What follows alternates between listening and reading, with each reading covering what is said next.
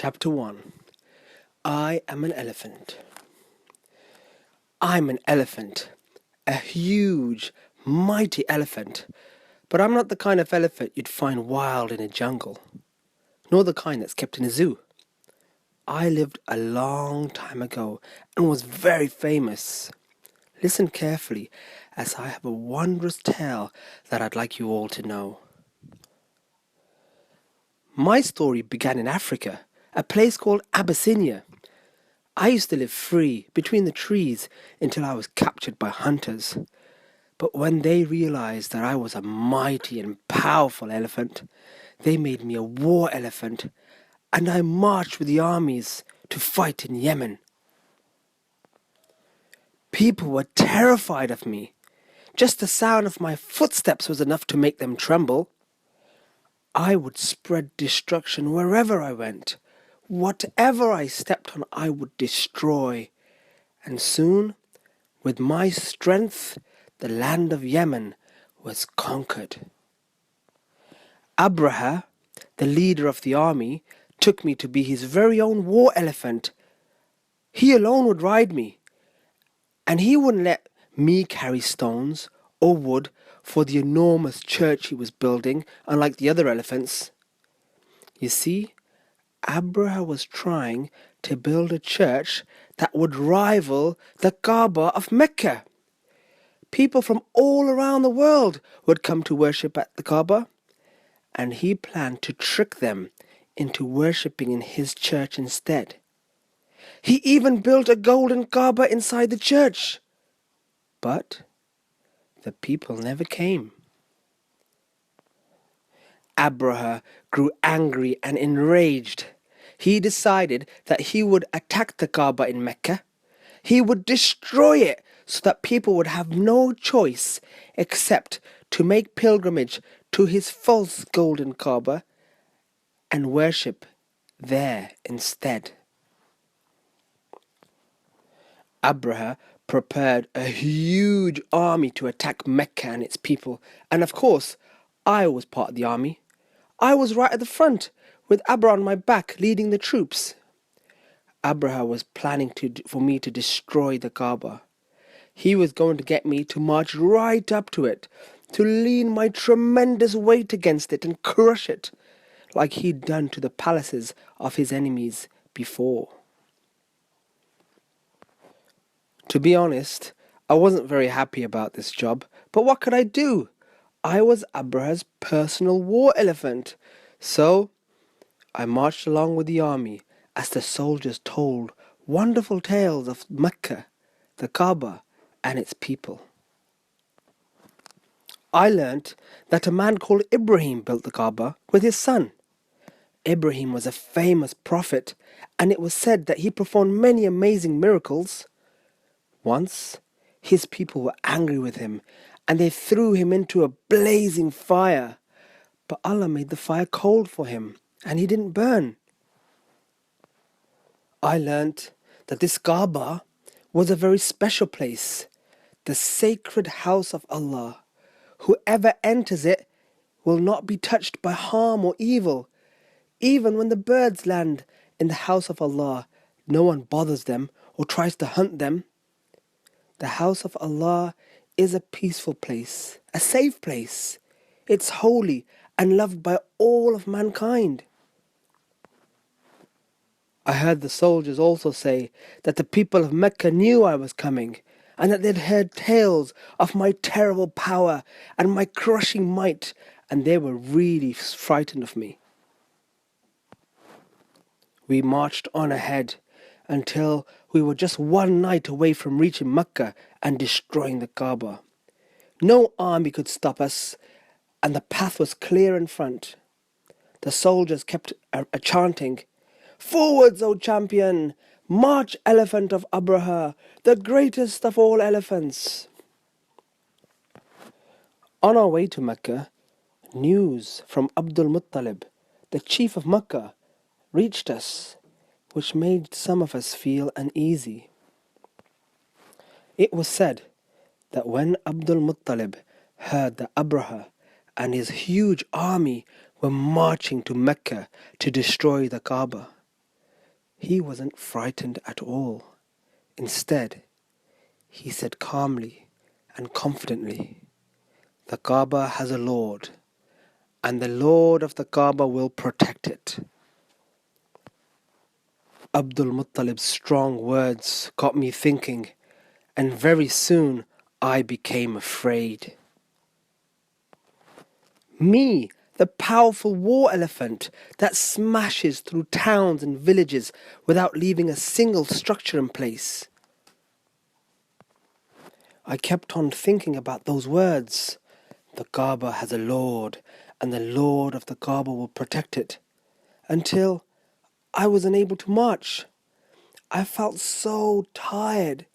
I couldn't move. And it wasn't just me.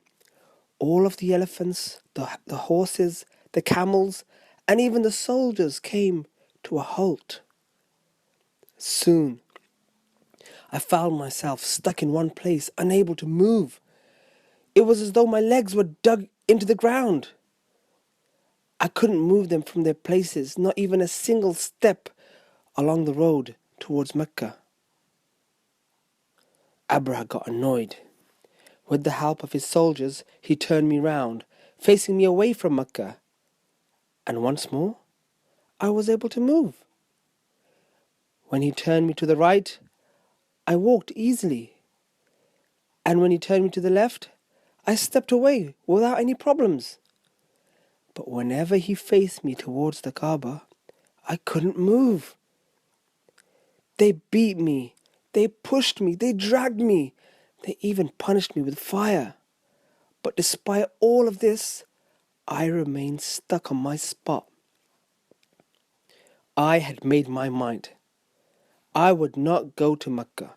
Regardless of what Abraha and his men did to me, I would not destroy the Kaaba. But they had also made up their minds, and they wouldn't go home until Mecca was destroyed, the Kaaba was demolished, and its people were defeated. Suddenly, the sky became dark. It was as though it was covered by a giant cloud, but there was no cloud in the sky. And then I saw them with my own eyes. They were birds. The soldiers were scattering, running for their lives, shouting, "These are the birds of Ababil! These are the stones of Sijil!" Tiny little stones rained down on them from the birds, about the size of a pea or a grain of corn. I watched as a single stone fell upon one of the elephants, and he never moved again. I saw a stone fall down on the largest of all the camels. He lay in the sand for good. I glimpsed a single stone fall down upon the mightiest of all the soldiers, and watched him fall, finished. I myself, me, the famous elephant, found myself looking around in terror and fright. I had fought battles and been in wars all my life. I had been a mighty war elephant, a destroyer, but I had never seen the likes of what I was watching now. I knelt down to the ground, and far away I could see a light shooting up from the ground to the heavens surrounding Mecca. I could see far away Abdul Muttalib, the chief of Quraysh, standing to receive the cheers of his people as they repeated, "Mabruk, Mabruk! Congratulations, congratulations!" You see, Abraha had been defeated. Mecca was unharmed, and the Kaaba was safe. While Abdul Muttalib was asleep in the Kaaba, he had a very strange dream. He saw a tree growing until it reached the sky. The tree had branches that spread east and west. It appeared that a very bright light was shining on the tree. Abdul Muttalib saw the Arabs and non-Arabs bow to the tree. The tree continued to grow bigger and higher and larger. Then he saw some people from Quraysh holding the branches of the tree, while other Qurayshis tried to chop the tree down. A very handsome youth stopped them and stood in front of the tree. Abdul Muttalib saw himself put his hand out to grab the tree, but he couldn't reach it. He woke up from his dream feeling frightened and kept thinking about its meaning. After getting it interpreted, he was told that a child would be born from his family, whom the people of the East and the West would praise and follow. On hearing this interpretation, the people congratulated him and said, "What will you name him?" "I will name him Muhammad, worthy of all praise, so that he may be praised on earth and in the heavens." And with the good news of the birth of the baby Muhammad, peace be upon him, my story, me, the famous war elephant, ends. Despite all of Abraha's efforts, despite his great army, Mecca remained, the Kaaba remained, and it will remain forever. Wherever they are, wherever they live, Muslims turn to face Mecca in prayer 5 times a day, every day, to pray to Allah. Allah, the one who sent the Prophet Muhammad, peace be upon him, to guide mankind in the year of the elephant.